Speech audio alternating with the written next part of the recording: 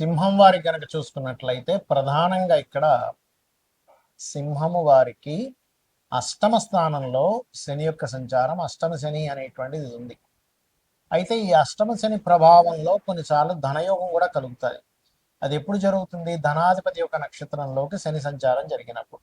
అయితే కొన్ని ఆటంకాలు, రావాల్సిన ధనం ఆలస్యం అవడం, ఇవి కూడా ఇస్తాడు, ఇవ్వడం కాదు. అయితే ఇక్కడ మనకి ఏ విషయాల పట్ల శని బుధ నక్షత్రాల్లోకి మే 18వ తేదీ 2026లో ప్రవేశిస్తున్నాడు కాబట్టి అక్కడ నుంచి ఎప్పుడైతే ఈ యొక్క శని ఎంటర్ అయ్యి వచ్చే సంవత్సరం జూన్ 2 వరకు అక్కడే ఉంటాడు కాబట్టి ఆ యొక్క సమయాల్లో కొంత జాగ్రత్తగా ఉండండి. అలాగే మరొక విషయం ఏంటంటే, అంటే ఏ విషయాల్లో జాగ్రత్తగా ఉండాలో చెప్తాను. దేశకాల పరిస్థితుల్లో కూడా ఎటువంటి మార్పులు రానున్నాయి, ఏ దేవతా ఆరాధన చేసుకోవాలి, ఎటువంటి పరిహార మార్గం చేసుకోవాలి అనేటువంటి అంశాలు చెప్తుంది నేనైనప్పటికీ చెప్పిస్తుంది సాక్షాత్ లలితా అమ్మవారిగా భావిస్తూ ఆ లలితాంబిక అమ్మవారి యొక్క అనుగ్రహం పరిపూర్ణంగా కలగాలని మనస్ఫూర్తిగా కోరుకుంటూ, ఇక్కడ చక్రంలో ఒకటేమిటంటే మీకు అష్టమ శని అంటే ఆకస్మికంగా కొన్ని నిర్ణయాలు తీసుకోవడం. ఆ నిర్ణయాలు ముఖ్యంగా ధన విషయంలోని, వ్యాపార విషయంలో తొందరపాటు నిర్ణయాలు తీసుకోకండి. కాకపోతే ఏంటంటే ఇక్కడ లాంగ్ టర్మ్గా చేసేటువంటివి ఏవైతే ఇన్వెస్ట్మెంట్స్ ఉంటాయో, లాంగ్ టర్మ్గా ఏవైతే మీకు కలిసి వచ్చేది ఉంటుందో, ఇటువంటి విషయాలలో చాలా అనుకూలమైనటువంటి పరిస్థితులు అయితే వస్తూ ఉంటాయి, వ్యాపార అభివృద్ధిలో వస్తూ ఉంటాయి. అలాగే కాకపోతే ఇక్కడ ఏంటంటే సింహం వారికి మీరు ఏదైనా ఒక ప్రాపర్టీ తీసుకుంటున్నారు, ఉన్నత విద్యా సంబంధించినటువంటి విషయాలలో జాగ్రత్త వహించాలి. గుర్తుపెట్టుకోండి, ఉన్నత విద్యా సంబంధించిన విషయంలో, ఎడ్యుకేషన్ రిలేటెడ్ సంబంధించిన విషయాల్లో, భూమి కొనుగోలు చేసేటువంటి అంశాల్లో కొద్దిగా జాగ్రత్తగా ఉండండి. అలాగే మరొక విషయం ఏంటంటే అప్పులు ఇవ్వడం, ఇన్సూరెన్సెస్ సంబంధించిన, ఎందుకంటే అష్టమ స్థానంలో శని సంచారం జరిగేటప్పుడు ఏమవుతుందంటే ఆ ప్రతి సంవత్సరం కడుతున్నాంలో ఇన్సూరెన్స్ దీనిదే ఉంది, ఆ ఇన్సూరెన్స్ రిలేటెడ్ సంబంధించినటువంటి విషయంలో పెద్ద ఉపయోగం ఏం లేదు, ప్రతి సంవత్సరం ఇక్కడ వేస్ట్ అయిపోతుంది అనుకుంటాం. కానీ ఇలాంటప్పుడు ఇన్సూరెన్సెస్ మిమ్మల్ని కాపాడుతుంది.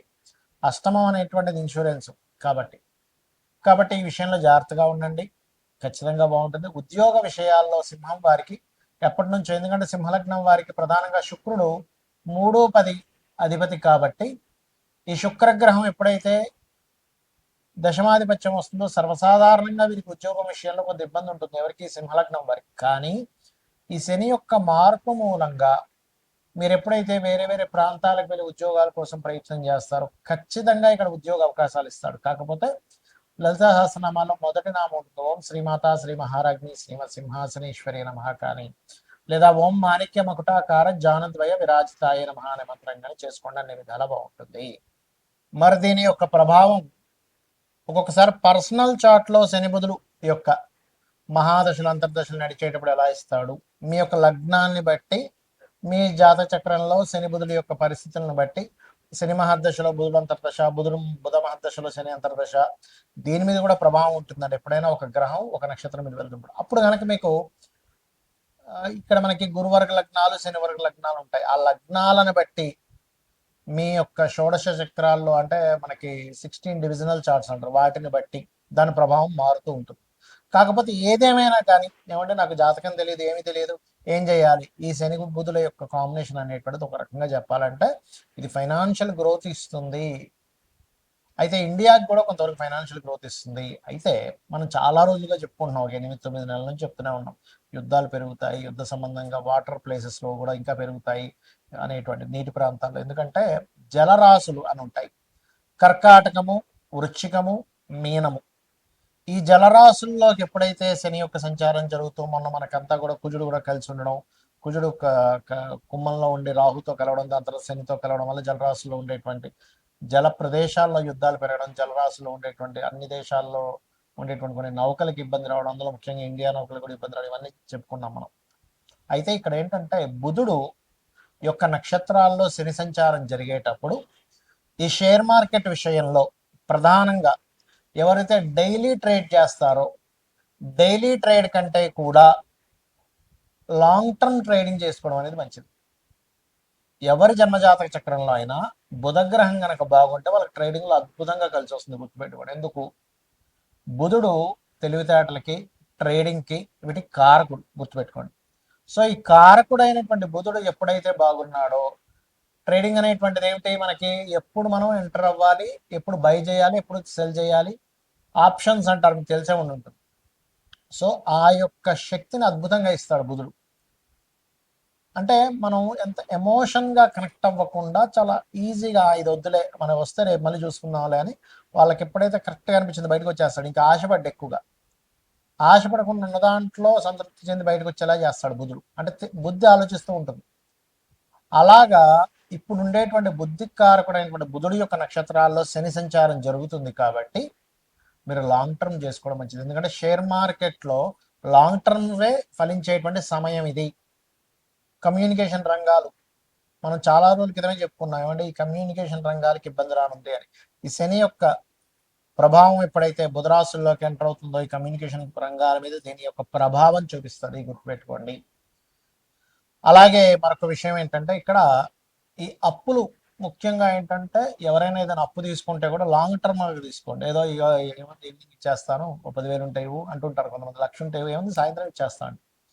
ఆ సాయంత్రం మీకు రాకపోగా ఈ 10 రోజులకు రావడం వల్ల 10 రోజుల తర్వాత మీరు ఇస్తారు, నెల రోజుల తర్వాత మీరు ఇచ్చేస్తారు, ఇవ్వరని కాదు. కానీ అది ఏమైపోతుంది, మాట తప్పాడు, సాయంత్రం ఇస్తా అన్నాడు, ఫోన్ ఎత్తాడు, మొహమాటం, ఫ్రెండ్ దగ్గర పరువు పోతుంది, రిలేషన్స్ దగ్గర పరువు పోతుంది. అందుకని ఏంటి, ఆ నెల రోజులు తప్పించుకొని నెల రోజుల తర్వాత ఇగో నేను ఇచ్చేస్తున్నా అంటాడు. అప్పుడు ఏమైపోద్ది అంటే ఈ శని యొక్క రాసుల్లో ఎప్పుడైతే, శని యొక్క నక్షత్రం మీద ఎప్పుడైతే శని వెళ్ళి బుధ నక్షత్రం మీద ఉన్నాడో ఇదేం చేస్తుంది, బుధుడు అప్పులకు కారకుడు కాబట్టి ఇది అప్పుల విషయంలోని కొన్ని దేశాల్లో ఆర్థిక మాన్యాలు, కొంత వాయు సంబంధంగా, వాయువులో బుధుడు వాయువు కారకుడు, గుర్తుపెట్టుకోండి, వాయువుకి కారకుడు కాబట్టి వాయువులు మందంగా వేయడం, వాయువులో ఒక రకమైనటువంటి విష సంబంధించినటువంటిది కొంత ఇన్ఫెక్షన్స్ రావడం, ఇటువంటివన్నీ కూడా ఇస్తూ ఉంటుంది బుధరాశుల్లోకి శని యొక్క సంచారం కాబట్టి. మరి ఏం చేయాలండి, దేశకాల పరిస్థితులు ఇలా ఉన్నాయి కదా, ఏం చేయాలి, సింపుల్గా ఏమీ లేదు, మీరు చండీ వినండి లేదా విష్ణు సహస్రనామాలు వినండి చాలు. మీరేమి వేలు లక్షలు ఖర్చు పెట్టేసి ఏదో పూజలు చేసుకోవాలని ఏమి అక్కర్లేదు. మీకు డబ్బులు లేనప్పుడు భగవంతుడు నామస్మరణ చేత, అమ్మవారి యొక్క నామాల్లో ఒక నామం ఉంటుంది, నామ పారాయణ ప్రీత నంద విద్యా నటేశ్వరి అని. అంటే నామాన్ని పారాయణం చేస్తే ఆవిడ ప్రీతి చెందుతుందట. ఆవిడ కనుక ప్రీతి చెందితే మనం రక్షిస్తుంది, ఆవిడ ప్రీతి చెందడానికి కావాలి, అంతే కదండి. ఇప్పుడు ఒక తల్లి కనుక బిడ్డ, అయ్యో నా బిడ్డ అని ఫీల్ అయితే ఆ తల్లే రక్షించుకుంటుంది. కోడైనా చూడండి, కోడి పిల్లల దగ్గరికి వెళ్తే చాలు, కోడి పొడి చేయడానికి వచ్చేస్తుంది, పుల్లిన పొడి చేస్తుంది. కాబట్టి ఏంటంటే అమ్మవారిని నా తల్లి అనే భావనతో మీరు చేయండి. దేశకాల పరిస్థితుల్లో ఎటువంటి సిచ్యువేషన్స్ వచ్చినా కూడా మీకు ఎటువంటి ఇబ్బంది కలగకుండా ఉంటుంది. ఇంకొకటి, గోవులకి కాస్త గోంగూర బెల్లము ఎక్కువగా తినిపిస్తూ ఉండండి, గుర్తుపెట్టుకోండి, గోంగూర బెల్లం తినిపిస్తూ ఉండండి.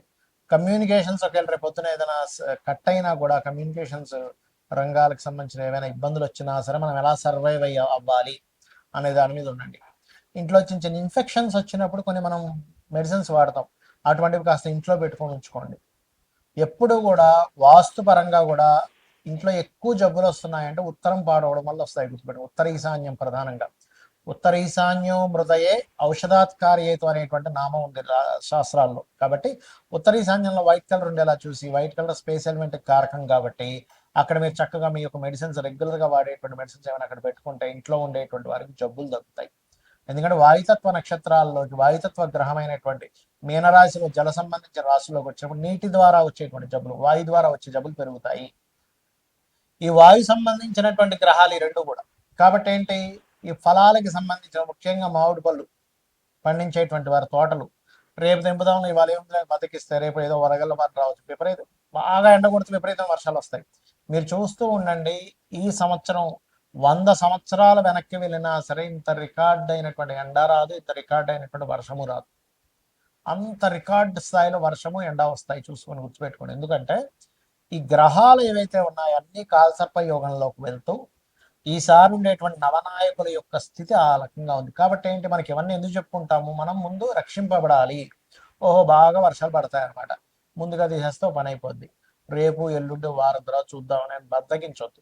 ఇంకా సమయం రాలేదు, దట్ ఈస్ డిఫరెంట్ కేసు. ఇంకా పండలేదు పంట, దాన్ని వదిలేయడం అది వేరు. కానీ పంట పండక ముందే తీసేయమని చెప్పండి. పంట పండిన తర్వాత కూడా నెగ్లిజెన్సీ చెయ్యకూడనటువంటి స్థితులు ఉన్నాయి. ఈ విషయంలో జాగ్రత్తగా ఉండండి.